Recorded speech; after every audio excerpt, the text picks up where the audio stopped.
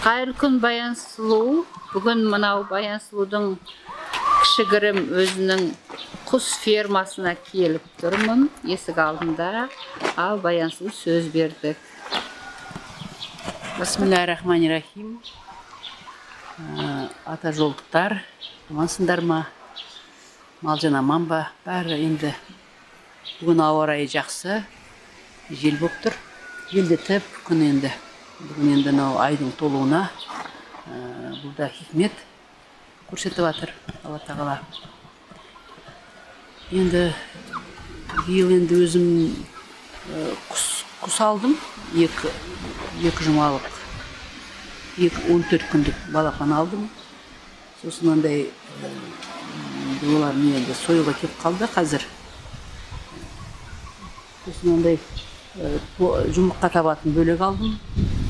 Сосын үшінші андай бройлер деген анандай еттікін бөлек алдым. Оларды енді екі жұмадай олар 3 килограмм, 4 килограммға дейін, 3,5-ға дейін солай тартады. Оларды енді өзім осылай шөп беріп, несіғаның кішкене шығарып аламын. Сосын кешке мына жерін маңайын бәрін сыпырып, қайра қамайым. Бұлар жүру керек, жүріп тез жүргенде бұлар қан тарайды. Енді бұлардың жемдерін неден сүт аламын, оны ашытып бұлғайым. Сүйтіп берем, сосын кішкене нан қосам, сосын бидайды пісірем. Бидай енді жемдері қымбаттау. Бидайды пісіріп, жарты шелектен бір шелек сеп, соның бәрін бұлғап, енді менің күнді жуындыларды өзіміз не жейміз, соны сосын қалаға барғанда неден андай қоқыстан нан тұрады, нан. Соны бір нем бар, сүйреуға келетін. Арбам сонымен бір қап қып алып келем. Сол бір жұмаға жетеді, сәрсенбі күні шықсам, таңертең бәністен жаяу негеден ордаға дейін, Баян ордасына жаяу бар, сол жолшыбай терем көбақ нан. Сосын бұларға араластырып берем. Нан бар, тамағы бар, күріші бар, сол бәрін қосқанда. Сосын мына жерден шөп жұлып, оны торап араластырам шөпті. Бұлайда шөп жейтіне араластырам. Енді семіз, неткенде сойғанда семіз, сосын біздің ата жолдың қыздары өздері алады. Жұмыртқасын да сатып алады. Енді 2000-нан беріп жатырмын тауықты енді. Кәдімгі берекелі дейді қыздар, өте дәмдіреп. Енді қуат алмасы ғой, мен өзім кішкене болса да ақ қуат таратайын деп, өзімнің жағайын деп қолымдағы. Енді қазір Құдайға шүкір, енді ордада тамақ пісіруге Құраннан сұрап тағайындады. Алдында ауырдым, қыста 3 ай жаттым, қантым көтерілді, 10-ға дейін қант көтерді. Содан кейін мені Түркістанға 41 әулиеге бардым. Наурыздың 3-інде, 4-інде кеткенбіз. Содан әулие суларға түсіп, дәріханаға барған жоқ, маған шақырған зыландап. Келіңіз, сіз тексереміз, 70-тегі кемпірлерді, 70-тегі адамдар тексереміз. Одан кейін сіздер шақыртпаймыз. Мен жоқ, менде еш жерім ауырмайды дедім, ауырса келем ғой дедім. Сол кезде ауырып жүргем, қантым көтеріліп. Мәруан жазып қойған мен Түркістанға барғым да келмеді. Ойладым, жолда құлап қалам ба, бірден қалам дедім. Қатты ауырдым, өз-өзімді нетілме, ұстай алмай. Жоқ, жақсы болдым. Ақбор атаның суына түстік, бұлағына, одан Әлмерек атаның несіне әуленің соларын келгеннен кейін 40 күн ем жүрді. 40 күн ем болғанда маған үйде жалғыз болмайды деді. Сосын жайнақ барып 10 күн қой бақтым. Мұрғысы алып қап, мені қой бақтым. Содан жақсы болдым. Сосын келгесін құс алғым келді. Құс алайыншы деп. Үйде сол құс алып, құсым не өсіп жатыр, қазалар бұйырса енді. Бүгін ертең сойып анандай дейді ғой, табаққа деп қазақша қуырып балапанды иттер жұмсақ болады, бұлардың дәмді болады. Көрейін деп жатырмын енді. 30 шақты алғам, сосын 5-еуін үйдің тауығына айырбастадым. Осында ауылда бір Сәуле деген кеншісін үйдің тауығына айырбастап алдым. Сосын әтешті Ғалия маған бір әтеш жіберді. Әтеш соны алдым. Олар бөлек 4 аны жайлы. 5 тауық. Олар бөлек. Олар енді бөлек жұмыртқа табады, бөлек жаңа үйретіп жатырмын қазір бірге. Сол. Жақсы. Тауықтары. Одан басқа лақ алдың. Алдында мен осы ауылдан 50 мыңнан 3 апай қосылып, 4 күн Айгүлді қосылды. Бір сүтті лақ алдық, кәдімгі. Сүт туғанда қалай нешуді, етілген. Анжеге барақ па? Нұр жауып батыр мен. Жаңбыр жауып жатыр, жалғастырайық, иә. Нұр жауды. Отырайын да. Асыл тұқым 5 лақ алдық, 5 алдық. Сосын оны жайнақ қапардың сүт беру керек болды. Бір ай болды. Бір айды болған жоқ. Туған алдық. Апрель туып, соны алдық. 30 туған. Сосын мен оны 2 ай өзім үйде, екеуін жайнақ алып қалдыра, үшеуін жіберді. Сүт жетпейді, өздеріміз етімізде. Сосын сүт сатылап, осы жерден 5 сүт сатылап, бір жарым екіден 5 жылдан сүт беріп өсірдік. Сүт беріп, сосын жем беріп, су беріп, сөйтіп 2 ай өсіп, 2 айдан кейін жайнақ қапардым. Енді үстіне олар дау керек қой. Оларды ағаш керек, ағаш ешкілер, ағаш керек. Ағашты әкеп берем, сынған кескен ағаштарды. Сосын енді жақсы өсті, енді апарып Грузияға тапсырдым. Грузия, енді қазір Грузияға отыр. Бұлар енді 5 ай, 2 ұрғашы, 4 бесе ғой, 4 ұрғашы, 1 еркек болды. Оның еркегін оны басқа үйде оларға. Тұқымы басқа керек. Оны түсіндірді, жаңа жылғарсы олар туады. 5 айда, ешкілі 5 айда туады ғой. Сол жаңа жылғарсы оларға текке қосу керек. Басқа текке. Бұлар туыз бір-біріне болмайды деді. Бұл асыл тұқымның есінде бар ма? Чадында. Айрымжан түргізден. Сол енді қазір ешкісі шуақытсы, айран шуақытсы өте дәрді, өте шипалы. Енді осы асыраған кезде өзің қандай бойыңда өзгеріс, хикметтер болды ма? Мен таңертең намаздан ұйықтамай тұрамын, аналар бақырады ғой, сүт сұрайды. Үшіміз сүт береміз, таңертең 12-де таң атпай бұлар бақырады. Кешке сағат 6-ға қарай тағы үшімізге сүт береміз. Жем алған жем береміз, алдарында тұрады, жем тұрады алдарында. Кәдім өзімді қуаныш сездім. Тауықтар жүгіріп жүреді, есік алдында шығарасың, өте жақсы көремін. Мен махаббатын беремін оларға. Басқа ой мазаламайды. Сол ойын тұрамды сол құстарға. Осы маңайын тазалайсыз, сыпырасыз деп. Тамақта түстік, тамақта ішудің түстік керек еді. Күнді әбетте көбіне біз кешке бір ақшамыз ғой. Күнді жай. Күн ыстық, су, шай сондай. Шесін, кешке ғана ыстықтан ақшасын. Енді сосын бақшам бар. Бақша алып еттім. Біздің де жеріміз өте аз. Бізде 9 сотка жеріміз бар, 9. 9-дың балам фундамент сап қойған, дүкен салам деп оны енді әлі белгісіз енді. Алда бірден өте. Алмұрт бар, бірінші алмұртым бар, өрік бар, таңқурай, құлпынай. Солар жидектерім бар. Қазір жеп жатырмын, жинап жатырмын, қантқа салып жатырмын. Таңқурайды қантқа бұлғап қойдым жаңа 1 литрді, жарты килограммдай алам. 2 күнде, 3 күнде. Сол енді. Одан басқа қол өнерің қандай бар? Қол өнер бар. Сөз құрт істеп жатырмын, құртта істеп қойдым. Сатып алып анандай. Сүт сатып алам. Соны араластырам, андай сүтті. Қазір сүтін араластырып, құртта істеп қойдым. Қыста керек қойы. Қазір ашығамыз, құрттың шай ішесін, кешкесін ішесі. Енді қол өнерім бар, қол өнердің қазір енді ара тұра Нәруан үйге барамын бауырыма. Бармасам үйде де істеймін, үйде 3 комната үй ғой, бос. Бас кием, аяқ кием, сыйлық қас кием, туған күні болса, туыстарым туған есе қойымды беріліп тұра екен алла жаста.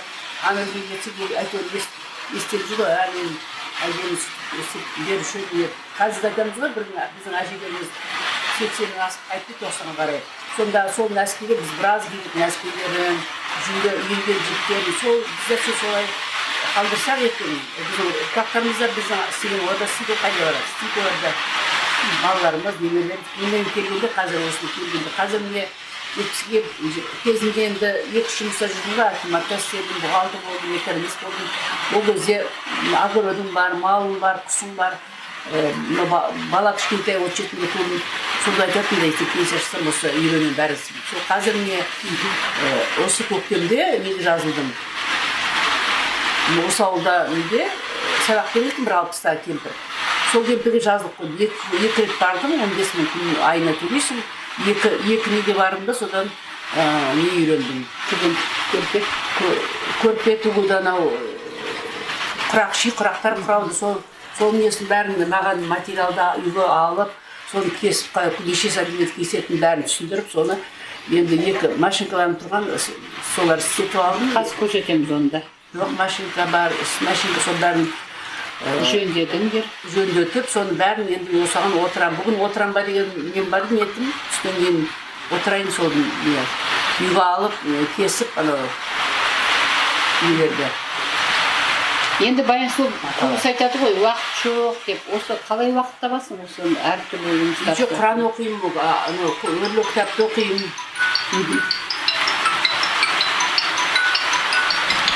Құран таңертең намаздан кейін, таң намаздан Құран оқимын. Енді біраз оқыдым, білмеймін, салынысынан кейін қасанамайын, 50 рет оқымасам. Қалай уақыт табасың осының бәріне? Уақыт тапқанда енді уақыт табу керек қой, жұмасы бір рет. Жоспарлайсың ба кешке жақын, әлде сол тұрғаннан кейін әйтеуір мынаны істеймін деп жүре бересің бе? Жоспар бар ма? Жоспар бар, болады. Негізі жоспар орындалмай қалды. Ойлаймын, бүгін түске дейін істеймін, түстен кейін нетемін деп. Түстен кейін сол қолыммен отырамын деймін, ол бүгін отыра алмай қаламын. Тамағым бар, істейтін, мынауым бар. Жақсы. Құрт түсу үшін де еркіп нетесің, оның бәрі жұмыс қой. Енді қырақ көрпені үйренем деп бастаған Баян Сұлу әжеге сәттілік тілейміз. Енді бұл кісі бұрын тікпеген кісі машинаны қолға алып көрем деп бастады. Қаншалықты жасқа қарамай үйренуге болады екен.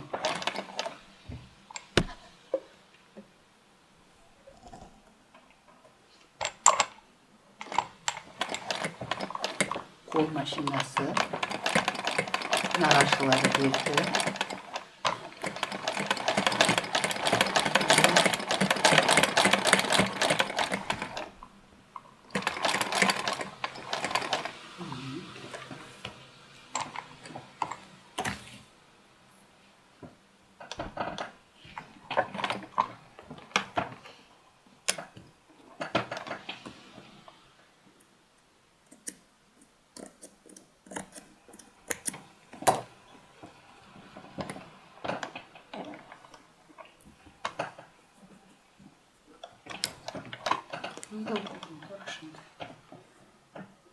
Бұл құрақ құдық деймін, осы құрақтың аты құдық ой деймін, осылай ең жеңіл тәсілін етіп жатыр.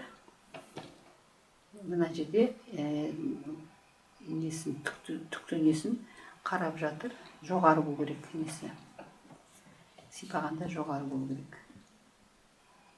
Сол астында кішіне мына жерде жақындатып. Осылай бастағасын үйренеді адам.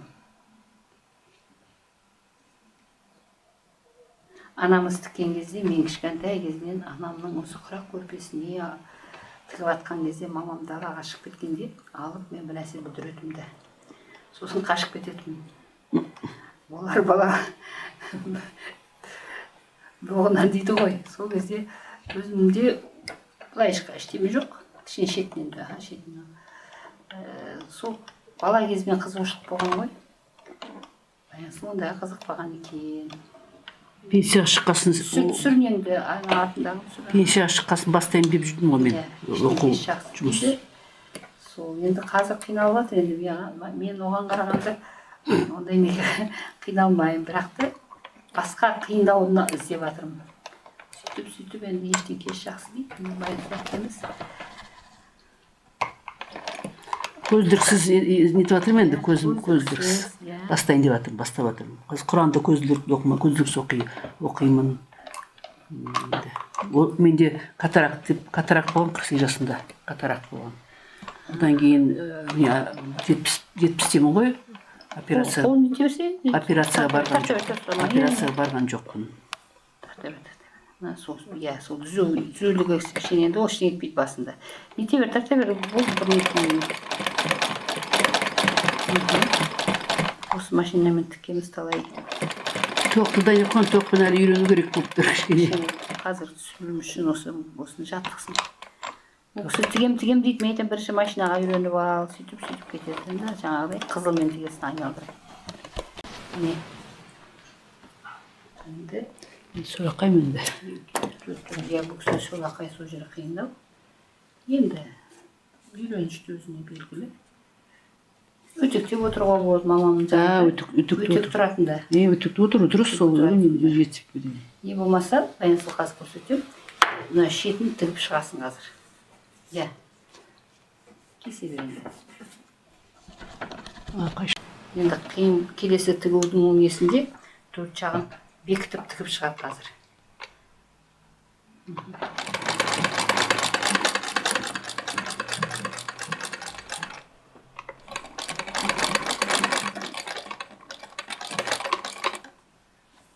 Біразын созым.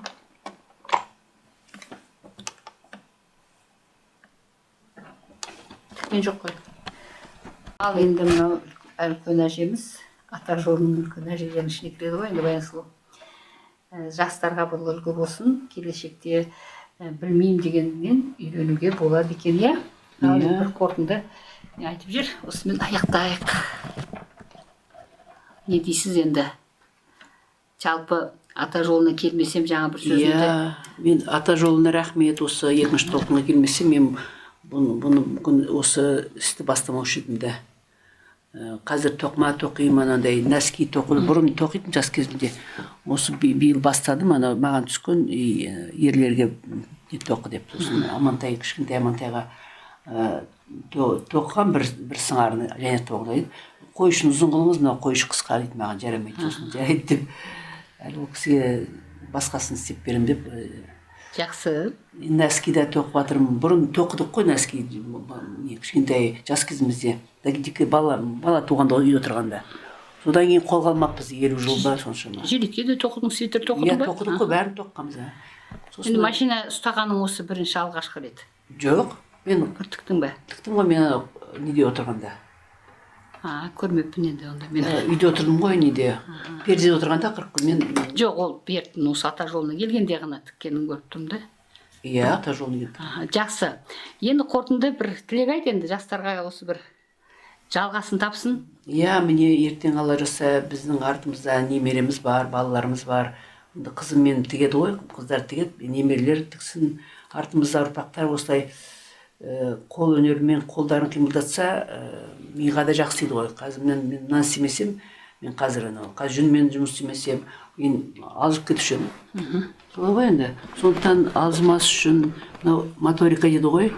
Міне немерем туды ғой, соған немереме мынаны кішіртем ғой, кішіртуге әлі көрген жоқпын. Байпақ басып бердім, оны аяғына киіп жүр, байпағын кигізіп келдім, апарып, енді тағы да жилетке істегем ол, жилеткем. Неде цехта қалып қойды. Осындай түс. Иә, күзде кигізем алла жазса. Сол мен тәубам, енді міне қыздарым бар, немере қыздарым, олар көбіне үйден шалбармен жібереді, сосын ойлаймын, үйге бір-екі көйлек тігіп дайындап қоямын.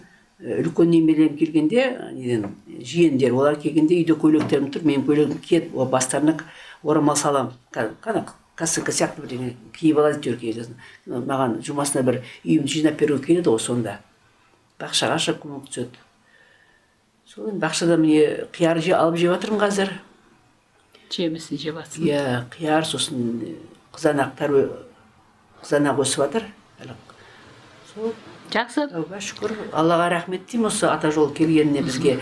Біз осы Ақжолтайды естігенімізге рахмет. Естімесек жүре берші, қанша адам жүр ғой естімей.